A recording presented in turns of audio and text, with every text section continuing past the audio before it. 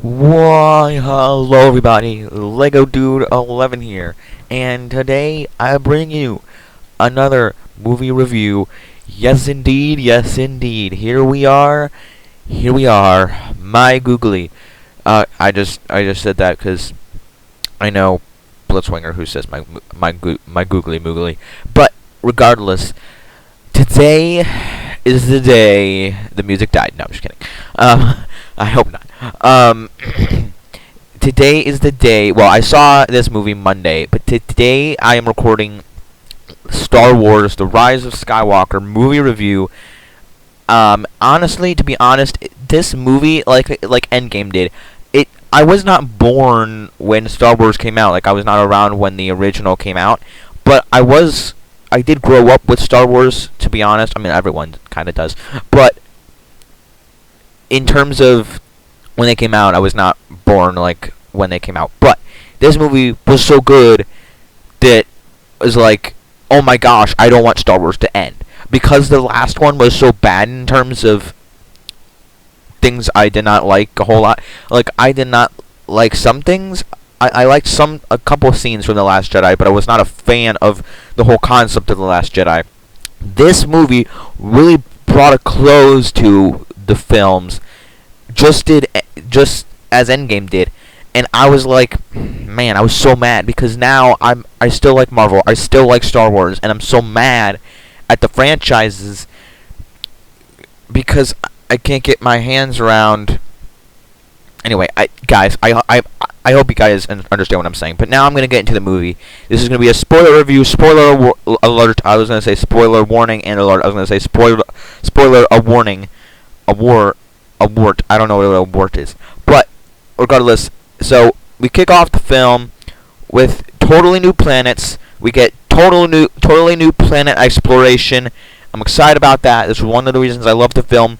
We get 4 or 5 new planets. 4 planets in the galaxy, and not in the galaxy, but in basic space, and then 1 planet is a Sith planet. So that the planet called Exegol or Exegol is basically a Sith planet in the outer rim of space where it's stuck in like a rift. I don't think it's a rift, but like, yeah, in a rift, like a tiny rift or dimension. It was not another dimension. It's like, I don't even know how to explain it. Like a rift in space. And think of it as like in Guardians of the Galaxy. I know this is switching franchises, but think about this for a minute. In Guardians of the Galaxy, when you time jump, so with the Millennium Falcon, they can like use hyperspace, and basically throughout the movie, or in one of the first scenes of the movie, they use hyperspace throughout a couple planets, and these planets are unknown, by the way. They don't have any names. They don't say any names in the movie. They just time jump or hyperspace throughout different places in time, or in planets. And so I guess Exegol is a place where you can like go to hyperspeed and just go through this rift that'll take you to this unknown Sith planet. So that's where the Emperor is, and right off of the bat, you know the Emperor's alive. And it's really cool to find out that he's alive. And throughout this movie, I found out it was a really cool twist that he was back. And you know, some people were saying, "Oh, the Emperor's back. Why is he back?" Well, because it made a cool plot story. It made it really cool for a cool plot story. But I was like, who cares? Like, really, people are really ticking me off, and I'm sorry, but really ticking me off with the critics and the reviews, and I'm like, I don't like it. I just like this film. I just enjoyed it. Just did Endgame. I mean, Endgame was different. Everybody loved Endgame, and everybody loves Star Wars. Well, not everybody. But I'm saying in terms of people who do like Star Wars, they like these movies. I mean, except for The Last Jedi. But this one, people were like, oh, it sucks. Other people were like, oh, it's great. But I just liked it. I'm like, who cares? I mean, again, this is a spoiler review. So I'm going to spoil stuff. So at the end, Rey tries to get Kylo to be good, and he is. And then, spoiler alert, they kiss, and then he dies because of he gives her his health. And I know it's not a video game, but it's like he doesn't revive her. Well, he kind of does. He uses a force power. He gives her like his force, and tries to be good, and they kiss. But they've always liked each other. They've always liked each other. So it's like I don't get people who are like, oh, I didn't like them kissing. I'm like, what's the big deal? I'm like, they always liked each other, and in the end, Kylo becomes good. Like, what? I don't understand people. But regardless, I really like this film. 10 out of 10. No, 9 out of 10 for me.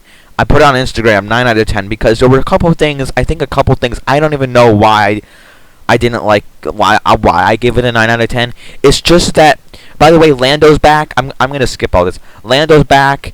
I love the new planet exploration. The Resistance planet was cool. It was a new jungle planet. We get a new desert planet, which I don't know why we need another frickin' desert planet. Because we got Tatooine.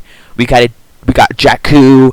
We have the desert planet in The Last Jedi, which was Canto Bight. I didn't even realize that was a desert planet because, excuse me, when they were on Canto Bight, they were in the casino so much. I thought it was just the casino. I didn't even know, but I guess Canto Bight's a desert planet. So there's another desert planet, and then we get a new desert planet in this film, and then there's a desert planet in The Mandalorian. It's like, are you kidding me?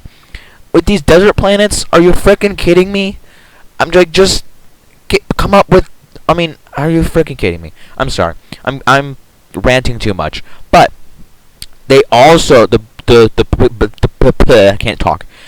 Right off the bat, Kylo Ren is on Mustafar, which I didn't even know until I looked up what planets were in the Rise of Skywalker, and they said Kylo Ren was on. I watched this video of what the different planets were, and Kylo Ren was on Mustafar to begin with, and I did not know that. And basically, if you've seen the movie and you're wondering how he was on Mustafar and there was no lava, it's because over time, or how much he killed and destroyed in that planet, is because it was the wear and tear, not wear and tear, but like the I'm losing words now. The evolution of how the lava and heat all eroded away. Is that right? I don't know how to explain it well better than that, but it just kind of like washed away. I don't know. I don't know how to explain it, but that he was on Mustafar, and then the heat all cooled down. So it was more like Hoth, not as cold as Hoth, but in terms of temperature, that's kind of like what happened. So I'm getting close to the end of this review. If you guys want to see more, hit that like button and leave a comment on this video telling me what you would like to hear. I love all the new characters. Lando Calrissian's back. We get a new stormtrooper, female African-American stormtrooper. So we've seen a male African-American stormtrooper. I'm not against any races. I'm just saying that most stormtroopers seem to be African-American. So it's cool to see this female stormtrooper. We've seen Captain Phasma, but it's cool to see a stormtrooper, a female stormtrooper that's not. That's not a stormtrooper anymore as Finn, just like Finn. So that's cool that we see her, and then Rose is back. Surprisingly, one of the things I wanted to know how Rose was going to heal, because she was unconscious at the end of The Last Jedi, and it's like, oh, she's alive, she's back. And I was kind of like looking forward to see that. I was kind of looking forward to see how they find new planets, how they find a new base, and then poof, it's just there. So I was kind of disappointed to see that. It was kind of exciting though, just to see that they were there to begin with. But at the same time, it was like, poof, it's all here. We're all nice and dandy. But at the same time, I was like, really looking forward to see how they got there. But no, J.J. Abrams. I'm glad J.J. Abrams directed this film, like he did for The Force Awakens. I was disappointed when he didn't for The Last Jedi. But now I'm glad that he did, because it really felt like The Force Awakens. Like, it really felt like they were exploring planets. all that stuff, yada yada yada. But that was what disappointed me with. I mean, there was Canto Bight and Crate in The Last Jedi, but The Last Jedi just, and Octu, but man, The Last Jedi sucked.